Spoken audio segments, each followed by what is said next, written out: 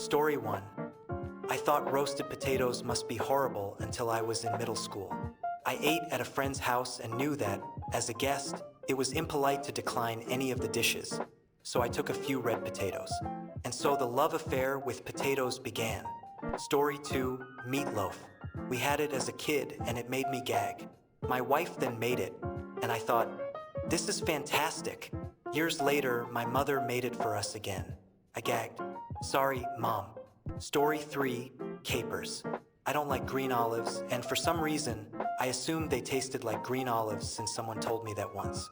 Story 4. Scalloped potatoes.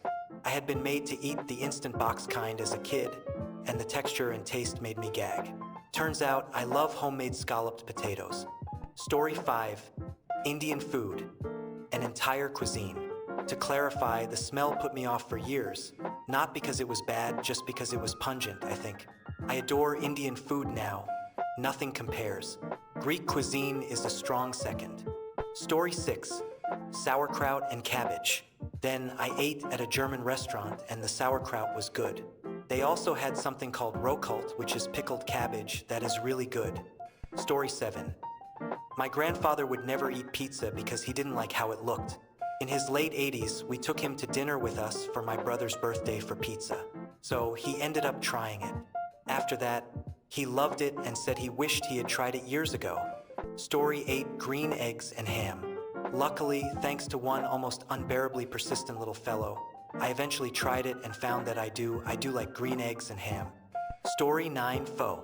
I didn't know there was a version without tripe. The first time I had it, a friend ordered for me and did ask beforehand if there was anything I don't eat. I said no, not expecting tripe. I don't like tripe. Hesitantly, I went again more than 10 years later and got it with sirloin strips. Delicious. Story 10. Sushi until I actually had it 10 years ago. So legit. Not an acquired taste at all. It hits like a good steak or lasagna or something. Easy to enjoy. Story 11. Brussels sprouts nowadays, I can't get enough. Literally, living in South America, they're hard to come by. When they've been available, it was just a couple of pounds. Story 12. Grits. I have lived in the South for most of my life and only recently cooked them myself. Turns out, I just dislike how they have been served to me. Story 13. Ranch. Mostly because when I was a kid, I was in a van with 15 to 16 other kids. The van had no air conditioning, and we were on a 4-hour road trip in the hottest month of the summer. 2 girls were in a seat in front of me, fighting over a ranch packet which split, and all of its contents plastered all over my head and torso. Luckily, we only had to go another 3 hours before I was able to change. Story 14. I was with a friend, eating from a big platter of sushi and telling him how I would never eat eel, because it just sounded gross and creepy. Not like this is good. What is this? Ale. Story 15. Salt and vinegar potato chips.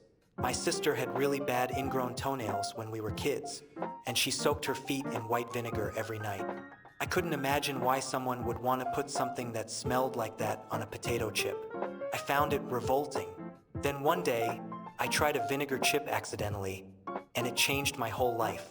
The sour flavor is actually amazing. Story 16. Tres leches. I hate soggy breads and cakes, so the thought of it grossed me out. But oh my goodness, when you have someone who makes tres leches really well, it is delightful. Story 17. Pineapple on pizza. I was once one of you, but I have seen the light. The trick is you have to have jalapenos on it too. You want that contrasting heat and sweet. I don't do the traditional Hawaiian thing. Pepperoni, pineapple, and jalapenos are where it's at. Story 18. Not my whole life, but as a child, I was disgusted by the thought of cheesecake. Absolutely wouldn't eat it. One day, I'm at the restaurant inside of the Pirates of the Caribbean ride at Disneyland with my parents. I'm eating my ice cream. My mom had her cheesecake. She asked if I wanted to try hers. No. She asked again. No, thank you. She finally told me to try a taste and gave me the parental, I'm telling you not asking you face. I begrudgingly put the smallest amount in my mouth and promptly fell in love. I was around 12 at the time. I'm sad for all the years I passed up cheesecake before I knew how wonderful and magical it can be. That's one time I appreciate how pushy and incessant my mom could be. Story 19, hamburgers. When I was a young kid, the only hamburgers I had eaten were McDonald's hamburgers, which I always wanted plain, for some unknown reason. Driest, most flavorless thing ever. I couldn't understand why anyone liked hamburgers. Then at some point, my mom made hamburgers at home, and I had one with everything on it, and it was really good. I understood hamburgers then. Story 20. I didn't think it was nasty, but it just glitched in my brain as to why it was considered as breakfast, and it wasn't until the last year of my super senior college career that I decided to try biscuits and gravy for breakfast. I haven't looked back. Story 21. I used to eat just dry sandwiches until I mistakenly ate my coworker's sandwich with mayonnaise and mustard. Changed my life. Don't get me started on coleslaw. I was nearly 40 until I gave it a try, and now I love it. Still, I dislike chocolate of any kind though. Story 22. Avocados weren't my thing until I worked at a Tex-Mex restaurant, and they made me try guacamole. So much lost time. Story 23. Curry and chutney. The combination of all those sweet and savory ingredients sounded really gross. Then I tried it and fell in love with those flavors. Story 24. Pistachio ice cream. Both my cousin and I made fun of it growing up, saying how disgusting it must be. Then, maybe about 4 years ago at Baskin-Robbins, we decided it was time to finally taste it after all those years of making fun of it. We took a sample taste and we both loved it. It's now one of our favorite ice cream flavors. I'm sorry I made fun of it my whole life. I should have tried it sooner. Also, broccoli. I grew up thinking it must be nasty. Probably watched the broccoli episode of the Powerpuff Girls too much. But I didn't like hardly any vegetables anyway, so I always assumed I would hate broccoli too. Then, when I was older, my dad brought some home and said we were gonna try it. Broccoli is now my favorite vegetable. Story 25. I grew up only eating plain cheeseburgers. I thought all condiments were gross. I decided to try a Whopper in college and was blown away. I complained to my mom, and her only reply was, "Do you know how much cleaner my car was?" Story 26. Cucumbers have always looked bitter to me, but after trying them, I realized they have a lot of water in them, so it's not too bitter. And it's healthy. They're not as sweet as other fruits may be, but they're still cool to snack on after cutting and peeling them. Story 27. Beets. I remember being at a small buffet dinner with my grandmother. I was around 5 or 6 years old. She had some pickled beets. She loved them. I didn't care for them much. This formed the foundation of my thinking. Beets equals not good, so I never ate them again. Fast forward to now, some 23 years later, I love beets. I can't get enough of them. Roasted, pureed, beet hummus is the best. And pickled. Beet juice is amazing. I love beets despite the pink urine. Story 28. Ginger that they serve with sushi. I would always look at it and think, oh, that's disgusting. Who would eat that? Tried it recently. Wow, that combination is really something. Story 29. French toast. I saw someone making it when I was younger and was grossed out by dipping it in egg. I finally tried it, and now it's one of my favorite breakfast foods. Story 30. Growing up, I always thought eggplants were a weird, mushy vegetable I would never enjoy. Then, I tried them grilled with some olive oil, garlic, and herbs. Total game changer. Turns out they are delicious when prepared right. Story 31. Tomatoes. Absolutely hated tomatoes because the only ones I had were from fast food or the supermarket. Then my girlfriend's dad made me try a tomato from Whole Foods, and I was sure it would be disgusting, but it was the opposite. It was amazing, and I realized that I have never really had a tomato until this point in time. Now, I grow and can my own tomatoes every summer. Story 32. Spinach. Grew up with only the canned stuff and just gagged thinking about it, but then as an adult had some in a salad and now I have it almost every day. Story 33. Olives. I hated them all my life. Then I moved out to Europe and got to try fresh ones from Italy, and my life changed forever. Those little troublemakers are so addicting. Story 34. Asparagus. My parents always cooked it steamed, which gives it a really strong, almost bitter taste. My husband was the first person to ever serve me roasted asparagus, and it's completely different.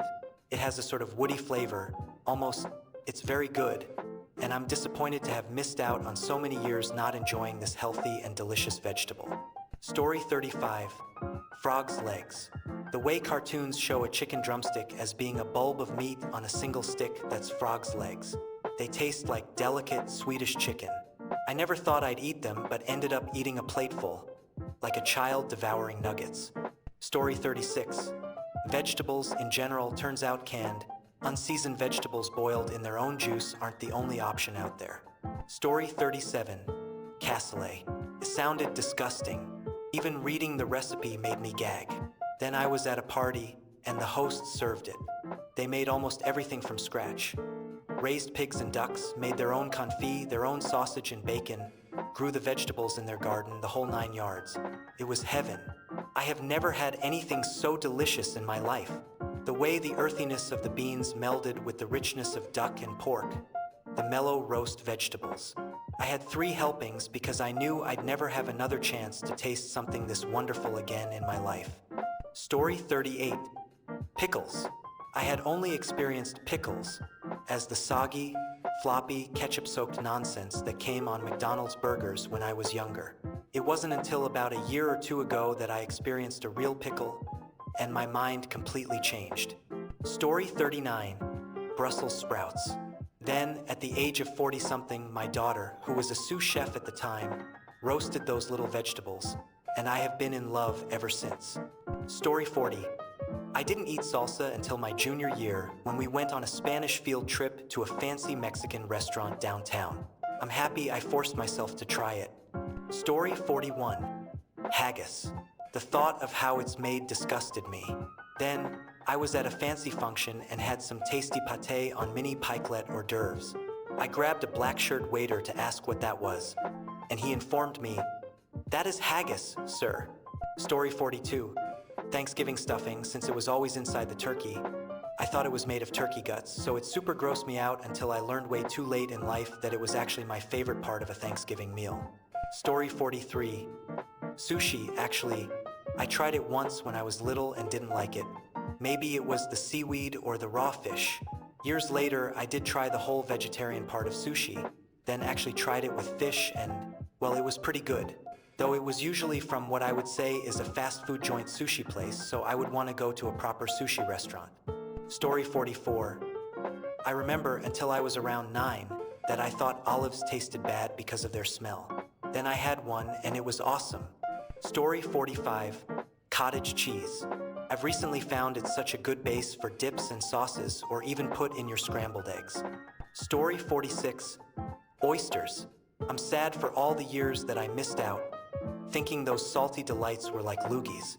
Story 47. First one, sour cream.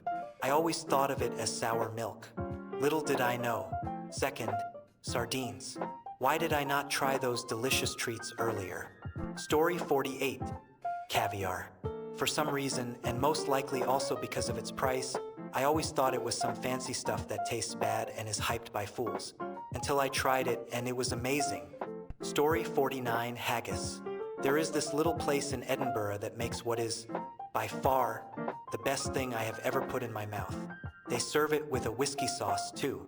Story 50. I grew up watching Doug and thought it would be gross. Growing up, I now think liver and onions are delicious. Story 51. Cheesecake. I thought any aspect of cheese in a cake was horrifying. Once I first tasted it, I became addicted. Story 52. Goat. All I could think about when I heard people talking about eating goat was the poor little baby goats at the petting zoo. It has only been within the past 5 years that I first tried it. And now, I love me some goat biryani or some cabrito. So yummy. Story 53. Dr. Pepper. In fairness, I tried it once and hated it when I was a kid. But my roommate last year loved it, so I was around it all the time. One night, I had a dream that I drank a Dr. Pepper and liked it. So, the next day at work, I tried some and liked it this time. I now let myself have a little Dr. Pepper when I think I deserve it. I don't drink soda or alcohol anymore. Story 54. Risotto. I always thought it appeared as mushy rice, too similar to baby food. Spinach. It turns out I only dislike the canned, creamy, snotty stuff my mom used to overcook. Fresh spinach is great. Story 55. Pickles. I hated them. It turns out the only time I had experienced them as a kid was in McDonald's hamburgers. I had a delightful bread and butter pickle a year or so ago. Now I love pickles. Story 56. Cherry. I had only had it in nasty-tasting medicines or hyper-processed confections as a child. I was in college when I ate my first fresh cherry and was blown away. Story 57. Oh God, so many Chinese food dishes. Orange chicken. Why is their chicken orange? Is it bad? Why does it look like a mess? Did they just dump honey over breaded chicken? Sweet and sour chicken. Again, sounds like it's spoiled and covered in honey or something. Like, does China not have fresh chicken? What is their deal? Kung Pao chicken. Now that looks like a mess. Is it pre-chewed or something? Why are there random chilies in it that are as dry and hard to eat like paper? And again, it's covered in wet sauces and sticky as all get out.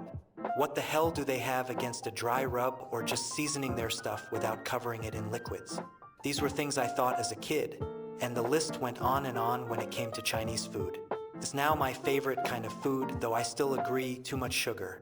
Now I think India has my distaste, but I have tried a few of their dishes and haven't liked any so far, except one mystery dish that I can't find again but don't want enough to try every dish on the menu to try to track it down.